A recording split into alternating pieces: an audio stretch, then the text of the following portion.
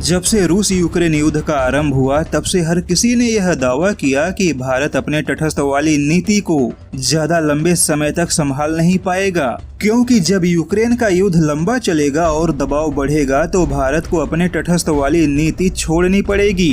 लेकिन भारत ने दुनिया के सभी दावे को धता बताते हुए तटस्थ वाली नीति को छोड़ना तो दूर की बात रही, उल्टे रूस और भारत का व्यापार इतिहास की नई ऊंचाइयों पर पहुंच गया, जिसका नतीजा है कि अब भारत के लिए रूस के सारे दरवाजे खुल गए, क्योंकि रूस के तेल और गैस का व्यापार तो पुराना हो गया। अब तो रूस के टाइटेनियम का भंडार भी भारत के हाथों में होगा। जैसा कि टाइटेनियम को भविष्य का धातु कहा जाता है, क्योंकि टाइटेनियम हल्का होने के साथ एक मजबूत धातु है। वहीं नमी, हवा, मिट्टी, यहाँ तक कि समुद्र के पानी में भी टाइटेनियम में जंग नहीं लगता। यही वजह है कि लड़ाकू जहाज हो या फिर मिसाइल, यहाँ तक कि यात्रियों के विमान बनाने में भी टाइटेनियम का इस्तेमाल होने लगा है।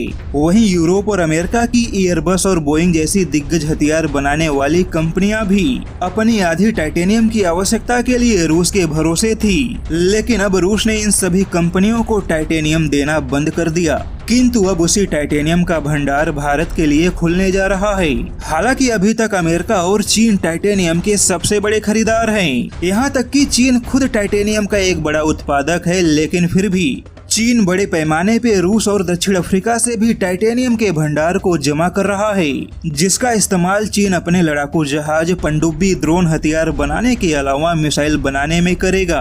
लेकिन जैसा कि अब भारत भी हथियारों के क्षेत्र में एक लंबी छलांग लगाने के लिए तैयार है, ऐसे में जाहिर सी बात है कि अब भारत को भी कहीं न कहीं भविष्य के हथियार बनाने के लिए टाइटेनियम जैसे अक्षय धातु की बड़े पैमाने पर आवश्यकता होगी। और अब भारत के इसी आवश्यकता को पूरा करने के लिए रूस पूरी तरह से तैयार है, क्योंकि रूस ने कहा है कि भारत के भविष्य के हथियार विकास की परियोजनाओं में रूस के टाइटेनियम का बड़ा योगदान होने जा रहा है। हालांकि भारत यह तय करेगा कि आखिर भारत रूस के टाइटेनियम का फायदा कैसे उठाना चाहता है, क्योंकि अभी तक भारत कहीं न कहीं टाइटेनियम का बहुत बड़ा खरीदार नहीं है। लेकिन जैसा कि अब भारत भी हथियारों के क्षेत्र में आत्मनिर्भर बनने का संकल्प ले चुका है, तो यह तो तय है कि अब भारत को भी टाइटेनियम के भंडार को बढ़ाना ही होगा। और भारत का परम मित्र यानी कि रूस अब इसके लिए तैयार बैठा है।